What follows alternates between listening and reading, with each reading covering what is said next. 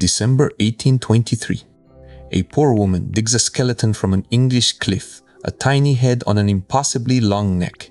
France's most celebrated anatomist calls it a fake, and she is shut out of the society that will judge it. Rewind 23 years. Mary Anning is born in 1799 in Lyme Regis, a small town on the south coast of England, where the cliffs are packed with the bones of creatures nobody has a name for yet. Her family is dirt poor. Her father is a cabinet maker who climbs those cliffs to dig out fossils and sell them to passing tourists. There is barely any school. When Mary is still a baby, lightning strikes a group sheltering under a tree. It kills the 3 people around her, and she alone lives. A local doctor calls her survival remarkable. Then, in 1810, her father dies and leaves the family deep in debt. So a young girl picks up his hammer, walks out onto those dangerous collapsing cliffs herself, and starts selling whatever she finds to keep everyone fed. She is hunting monsters before she is old enough to understand that is what they are. Then, in 1811, Mary's brother Joseph spots something jutting from the rock, a huge fossilized skull, all jaw and one enormous eye socket. It looks like a crocodile crossed with a fish. Joseph frees the head, but he cannot find the rest of the body. About a year later, Mary does. She is roughly 12 years old. Working the cliff face piece by piece, she uncovers a skeleton close to 5 meters long, about 17 feet, of spine, ribs, and paddles. The locals call it a sea dragon. Scientists will later call it an ichthyosaur. It is not the very first scrap of the animal anyone had ever seen, but it is the first good skeleton to reach the scientists in London, and it lands like a bombshell. Here is a whole creature that matches nothing alive today.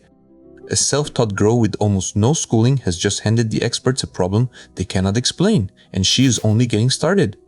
Anning does not just dig bones out of the ground, she reads them.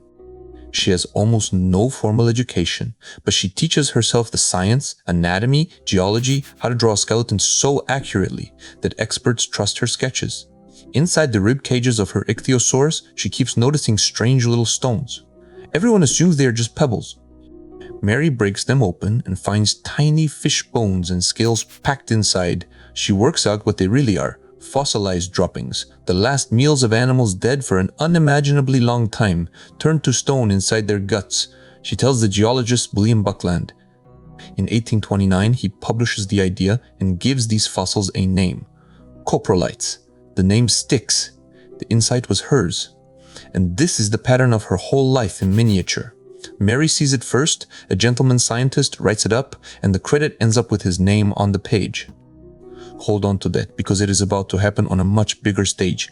December 1823.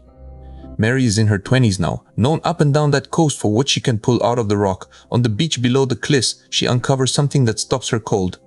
It is a skeleton, largely complete, and it is like nothing anyone has ever seen. The body is broad, almost like a turtle stripped of its shell. It has 4 long paddles. But the neck is what breaks your brain. It is impossibly long, built from more vertebrae than any known animal, and it ends in a head so small it looks like a mistake. It looks less like a real animal than like someone stuck a snake's neck onto a turtle's body. Mary has just found the first largely complete skeleton of a plesiosaur. She cleans it, draws it in careful detail, and gets ready to sell it because she still needs the money. She has no idea that this creature is about to be branded a lie by the most famous scientist in the world. News of the strange skeleton travels to Paris and lands on the desk of Georges Cuvier.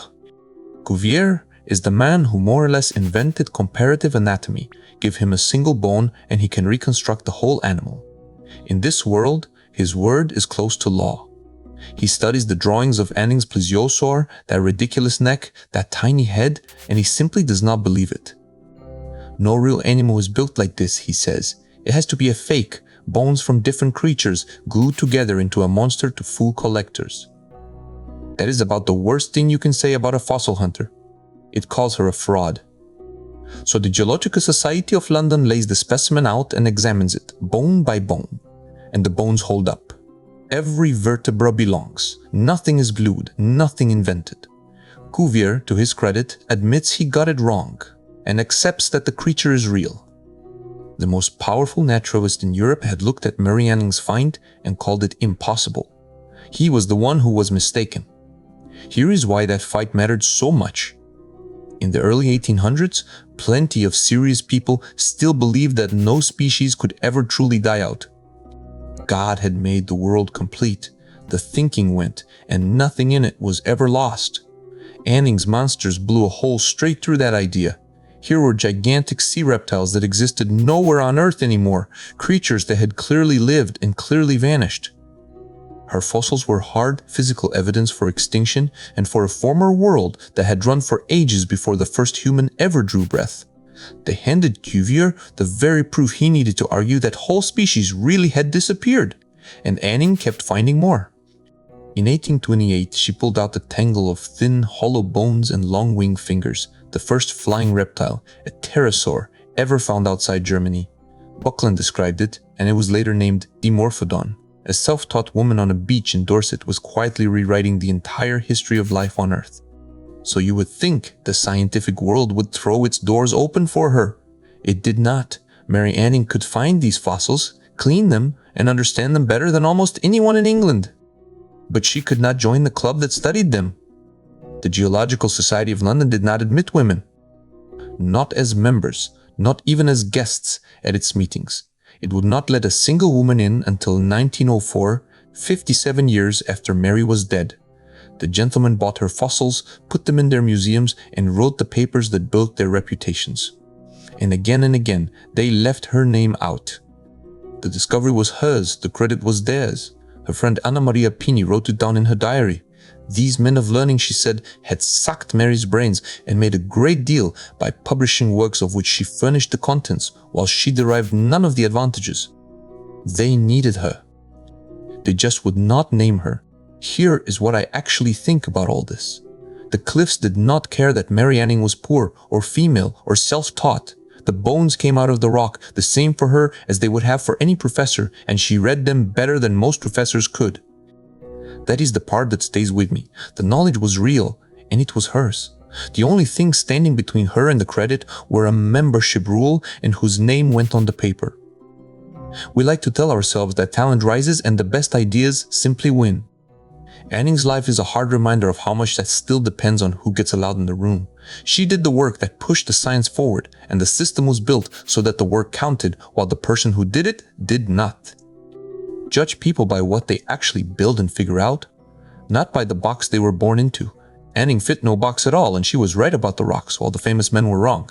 Mary Anning's story does not get a tidy, happy ending. She lost most of her savings in a bad investment, and it was William Buckland and a few others who quietly arranged a small government pension for her, about £25 a year, so she would not slip into poverty.